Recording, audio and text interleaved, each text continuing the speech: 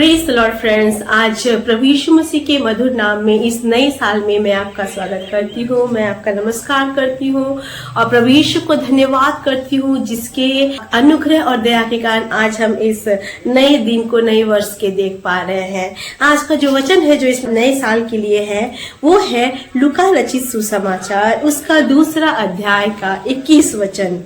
यहाँ पे वचन इस प्रकार से कहता है, जब 8 दिन पूरे हुए और उसके खतने का समय आया तो उसका नाम यीशु रखा गया, जो स्वर्गदूतों ने उसके पेट में आने से पहले कहा था। यहाँ पे क्या लिखा है कि जब 8 दिन पूरे होते हैं तो वो लोग, उसके माता पिता जो थे, जो अर्थली माँ थे और बाबा थे, फैमिली वाले थे, उन्होंने यीशु का जो नाम है क्या रखा, यीशु करके रखा है ना। उस बच्चे का नाम यीशु रखा जो स्वर्गदूतों ने उसके पेट में आने से पहले कहा था। ये कब बोला गया था? आमतौर पे जब बच्चा पैदा होता है तो बच्चा पैदा होने के बाद जब हमें पता चलता है ये लड़का है ये लड़की है, तब हम सोचते हैं कि उसका नाम हम क्या रखते हैं। लेकिन यहाँ पे हम वचन में पढ़ते हैं कि स्वर्गदूतों ने पहले से ही आके प्रभु यीशु के बारे में बताया था कि ऐसा ऐसा बालक पैदा होगा, एक कुंवारी गर्भवती होगी और उसका नाम तो यीशु रखना, क्योंकि वो बहुतों का उद्धार देगा। ठीक है, तो यहाँ पे जो वचन है, वचन इस बात को दिखाता है कि जब 8 दिन पूरा होता है तब ही नाम रखा जाता है। दैट मीन्स हम लॉ के अनुसार, पुराने नियम के वचनों के अनुसार हम इस बात को जान पाते हैं कि वहां पे एक नियम था, राइट। वहां पे एक नियम था, जब 8 दिन होता है तभी बच्चे का नामकरण करना पड़ता है ना, नाम रखा जाता है। तो यीशु मसीह जब इस दुनिया में आए तो क्योंकि वो परमेश्वर का पुत्र था, वो he was not a normal child, he was not a normal baby, तो ऐसा नहीं था। लेकिन उनका भी नामकरण तब हुआ जब लॉ के अनुसार 8 दिन पूरा होते हैं। तो ये वचन हमें कुछ बातों को दिखाता है और दर्शाता है कि यीशु मसीह जब इस दुनिया में आया तो वो इसलिए आया ताकि उसके जीवन से, उसके बचपन से ही, है ना, उसके बचपन से ही लॉ व्यवस्था पूरी की जाए। हम पहला पॉइंट जो देखते हैं, वो पॉइंट इस अध्याय से जो सीखते हैं वो है, Jesus submitted to the law from infancy. जब वो छोटा बालक ही था तब से ही उसने परमेश्वर के बनाए गए, यहोवा के बनाए गए व्यवस्था को पूरा करना शुरू किया। और हम इस बात को अच्छी रीति से जानते हैं कि जब वो परम प्रधान का पुत्र होकर जब व्यवस्था को पूरा करता है तो हाउ मच मोर, है ना, हमें मामूली इंसान जो हमें कितना अधिक परमेश्वर की व्यवस्था के अनुसार आगे काम को करना है, अपने जीवन को चलाना है। और दूसरा पॉइंट जो हम इसमें देखते हैं वो देखते हैं, जीसस फुलफिल्ड प्रोफेसीज। यीशु मसीह हर एक भविष्यवाणी के वचन को भी इस अध्याय के द्वारा पूरा करते हैं। यीशु मसीह के जन्म के बारे में पहले से ही बताया गया था। अगर हम पढ़े मत्ती 1:21 में तो वहां पे भी हम पढ़ते हैं कि भविष्यवाणी, है ना, की गई थी, बताया गया तो प्रभु यीशु जन्मेगा, आएगा, है ना, और वो इस वचन को पूरा करता है। और साथ ही साथ यीशु मसीह अपनी मिनिस्ट्री के दौरान में वो सारे कार्यों को पूरा करता है जिसके बारे में उसको कहा गया था।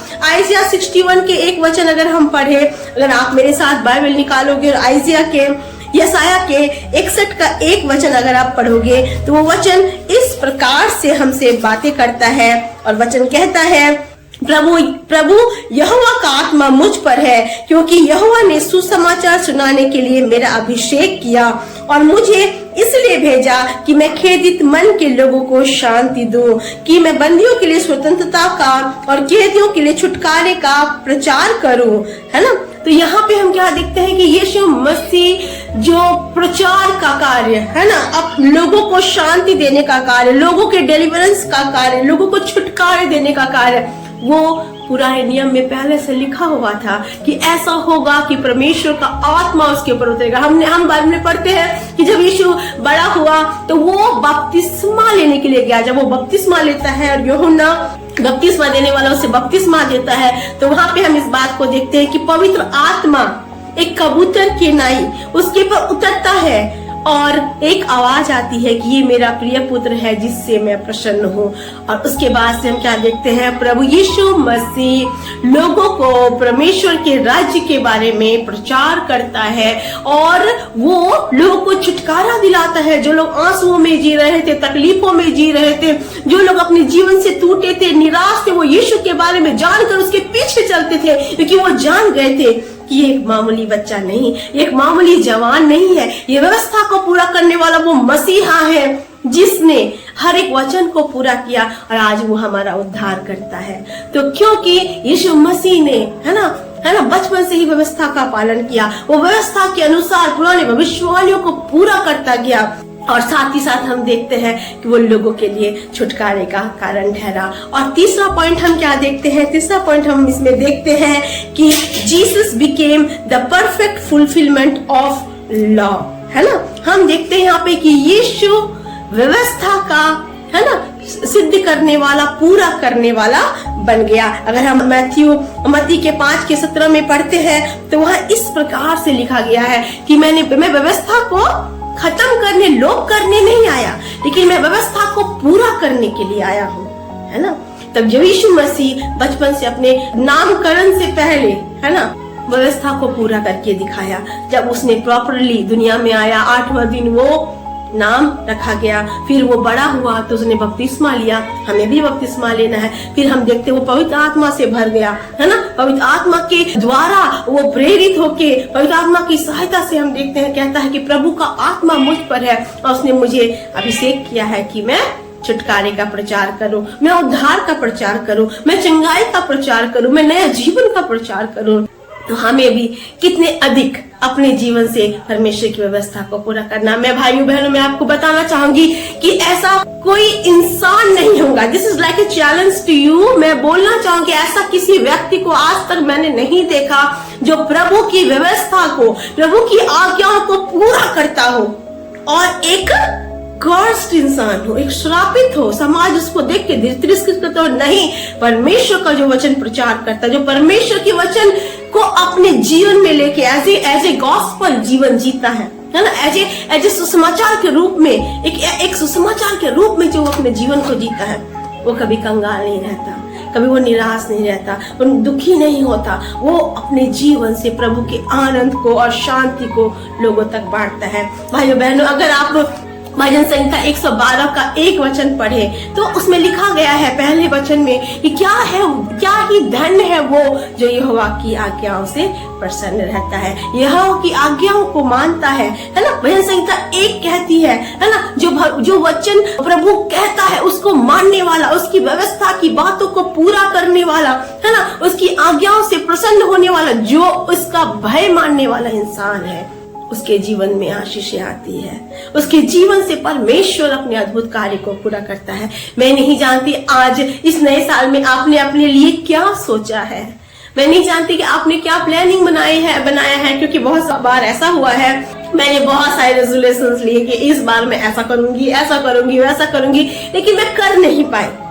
लेकिन मैं आपसे विनती करती हूँ और मैं अपने आप से भी बातें करती हूँ कि इस साल हम परमेश्वर की व्यवस्था को पूरा करें। जैसा यीशु दुनिया में आके व्यवस्था को पूरा करके गया, भविष्यवाणियों को पूरा करके गया, है ना, अपने जीवन से व्यवस्था को है ना दिखा के गया, हम भी उसके वचन का पालन करें, हम भी उसकी व्यवस्था को अपने जीवन से पूरा करें। जो उसने बनाया, जो उसने कहा, उन बातों को अगर हम अपने जीवन से करें, मैं निश्चय कहती हूँ कि आप जब इस साल को अंत करेंगे, when 2025 will be ending, जब ये साल आपके जीवन में खत्म होगा, आप परमेश्वर के अद्भुत आशीषों को रोक नहीं पाएंगे।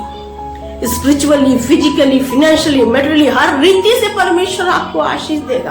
आप भजन संहिता 112 पढ़ना, उसमें लिखा हुआ है जो प्रभु का डर मानता है उसका सबसे पहला आशीष उसमें लिखा गया है, उसका वंश पराक्रमी होगा। दूसरा आशीष लिखा गया है, उसके घर में धन संपत्ति बना रहता है। तीसरा आशीष लिखा गया, उदारता से दान देता है, लोगों को उधार देता है, वो उधार लेता नहीं है। चौथा आशीष उसमें लिखा गया है कि वो मुकदमे को अपने न्याय में जीत जाता है। और पांचवा आशीष हम उसमें पढ़ते हैं, उसका धर्म हमेशा स्थिर रहता है, वो कभी बुरे समाचार से डरता नहीं, बुरे न्यूज से डरता नहीं, बट ही इज, है ना, ऑलवेज स्टैंड फास्ट को बोलते हैं, वो दृढ़ रहता है क्योंकि परमेश्वर उसके साथ रहता है। मेरे प्रियो, मैं आपको छोटा सा उदाहरण देना चाहूंगी। अगर आप किसी ऑफिस में काम करने के लिए जाते हैं और वहां पे आपको एक प्रोटोकॉल दिया जाता है फॉलो करने के लिए, और बोलते हैं आपको you have to follow all this thing then you will get good salary and incentive, है ना। लेकिन जब हम फॉलो नहीं कर पाते तो हमें आशीष नहीं मिलती। लेकिन जब हम फॉलो करते हैं, हमारा बॉस हमसे प्रसन्न होता है और हमें अपने आनंद से भरता है, और हमें क्या करता है, हमारे सैलरी को इंक्रीज करता है, इंक्रीमेंट मिलती है, इंसेंटिव्स मिलती है, और हमें, है ना, क्या किया था, सराहना मिलती है। उसी प्रकार जब हम परमेश्वर की व्यवस्था को पूरा करते हैं, जब हम इस 2025 में इस वचन को अपने जीवन में लेके खुद से बोलेंगे, जब यीशु छोटा बालक था तब से 8वें दिन उसका नाम रखा गया, उसने व्यवस्था को पूरा किया, तो मैं भी व्यवस्था को पूरा करूंगी, मैं भी व्यवस्था को पूरा करूंगा। जब ऐसा हम अपने जीवन में ठानेंगे, 2025 हमारे लिए एक फ्रूटफुल ईयर हो जाएगा। हम जो भी काम करेंगे उस काम में प्रभु सफलता देगा। अभयन संहिता 1 पढ़ो, उसमें लिखा है ना, जो प्रभु की आज्ञा को मानता है, जो उसकी आज्ञाओं से प्रसन्न होता है और ठट्ठा करने वाली मंडलियों में नहीं बैठता, वो पुरुष कैसा होता है, वो जो भी करता है वो सफल होता है। तब हम एक सफल व्यक्ति बन जाएंगे, सफल पुरुष बन जाएंगे। हमारे हाथों के कामों में परमेश्वर अपनी आशीष को देगा। भजन संहिता 20:4 के वचन के अनुसार हमारी योजनाओं को सफल करेगा। हम जो परमेश्वर के सामने रखेंगे वो काम हो जाएगा। क्यों? क्योंकि हम परमेश्वर की आज्ञाओं को मानेंगे, उसकी व्यवस्था को पूरा करेंगे। प्रियो, मैं यही प्रार्थना करती हूँ कि ये साल आपके जीवन का सबसे बेहतरीन साल हो जाए। ये साल आप परमेश्वर की हर एक आज्ञाओं के अनुसार अपने आप को ढालें। हो सकता है कि आप चूक जाएं, लेकिन आप क्षमा मांगे, परमेश्वर से अनुग्रह मांगे और इस काम को जारी रखें। तब आप निश्चय अपने स्पिरिचुअल लाइफ में, अपने फिजिकल लाइफ में, अपने फाइनेंशियल लाइफ में, अपने पारिवारिक जीवन में, है ना, अपनी किसी प्रार्थना के लिए कई दिनों से आप इंतजार कर रहे हैं, प्रभु कई महीनों से, कई सालों से, प्रभु उत्तर नहीं मिल रहा है। ये साल वो साल है जब उत्तर मिलेगा और परमेश्वर आपको बहुत अद्भुत रीति से आशीषित करेगा। मेरे प्रियो, बस छोटा सा वचन है, यही मैं बोलना चाहूंगी। प्रभु आपको आशीष दे, प्रभु आप पर अनुग्रह करे और आपको सहायता करे कि आप उसकी व्यवस्था को पूरा करें और बहुत सारी आशीषों को, चेंजेस को, बदलाहट को अपने जीवन में देख सके। ऐसा वचन कहता है कुरिन्थियों में 5:17 में हम पढ़ते हैं, है ना, अगर कोई मसीह में है तो वही नई सृष्टि है। इस नए साल में एक नई सृष्टि बन जाए, प्रभु की व्यवस्था को पूरा करने की सृष्टि बन जाए और परमेश्वर निश्चय आपको ढेर सारी आशीष देगा और आपके परिवार में एक छुटकारा भेजेगा, एक शांति का दूत भेजेगा। आपके जीवन की परिस्थितियां चाहे आज एंड लगे कि आज मेरे जीवन का अंत होने वाला है, एक नई शुरुआत में बदल देगा। इस नए साल में आपको एक नई शुरुआत देके, नई आशीषों से भर के वो आपको एक आशीषित और धन्य पुरुष और महिला बनाएगा, भाई और बहन बनाएगा, बेटा और बेटी बनाएगा और आपके जीवन के द्वारा दूसरे भी प्रभु यीशु मसीह को जानेंगे। विश्वास करती हूँ इस वचन से प्रभु ने आपसे बातें की होंगी और आप निश्चय अपनी आशीषों को इस साल नहीं खोएंगे, लेकिन प्रभु के वचन के पीछे चलकर अपनी आशीषों को उनसे लेने पाएंगे। प्रभु आशीष दे। आइए हम प्रार्थना में जाएं। हालेलुया।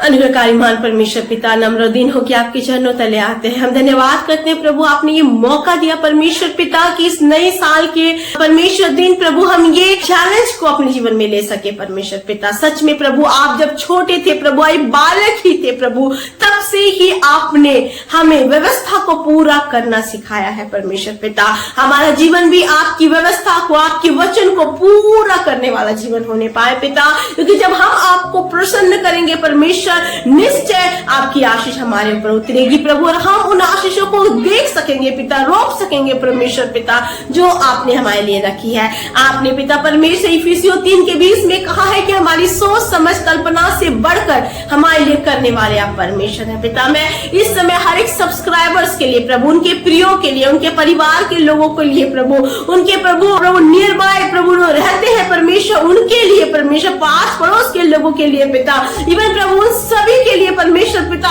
जो आज इस चैनल को के द्वारा आपके वचन को सुन रहे हैं परमेश्वर, मैं प्रार्थना करती हूँ प्रभु आप अपने आशीष को उनके ऊपर उतारे परमेश्वर। 2025 उनके जीवन में प्रभु एक दृढ़ संकल्प का प्रभु वर्ष होने पाए, जब वो आपके वचन के पीछे चलने के लिए अपने मन को तैयार करे, आपके अनुग्रह से तैयार करे परमेश्वर पिता।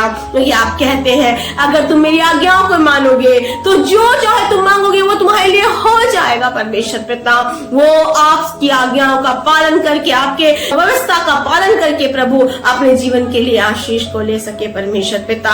जो बीमार है, कमजोर है प्रभु, इस साल उनके लिए एक बेदारी का, छुटकारे का, चंगाई का, आशीषों का साल होने पाए। जो प्रार्थनाओं में पर लगी है प्रभु, उनको उत्तर नहीं मिला, वो उत्तर पाने का साल होने पाए पिता। देश देश में प्रभु, राष्ट्र राष्ट्र में परमेश्वर पिता, इजराइल में प्रभु तेरी इच्छा पूरी करने का वर्ष होने पाए परमेश्वर पिता।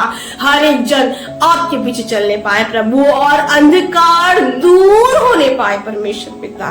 लोग आपके पीछे चले परमेश्वर पिता। मैं प्रार्थना करती हूँ जितने प्रिय जन परमेश्वर पिता आज परमेश्वर पिता दुख में है प्रभु, तकलीफ में है और उनके पास कुछ भी नहीं है परमेश्वर, कोई आशा नहीं प्रभु, वो नहीं समझ पा रहे परमेश्वर what is going to happen tomorrow, who will help us lord. Yeshu Masih आपका वचन उनके लिए परमेश्वर पिता एक दीपक की तरह परमेश्वर पिता पहुंचने पाए प्रभु और उनके जीवन का अंधकार दूर होने पाए परमेश्वर पिता।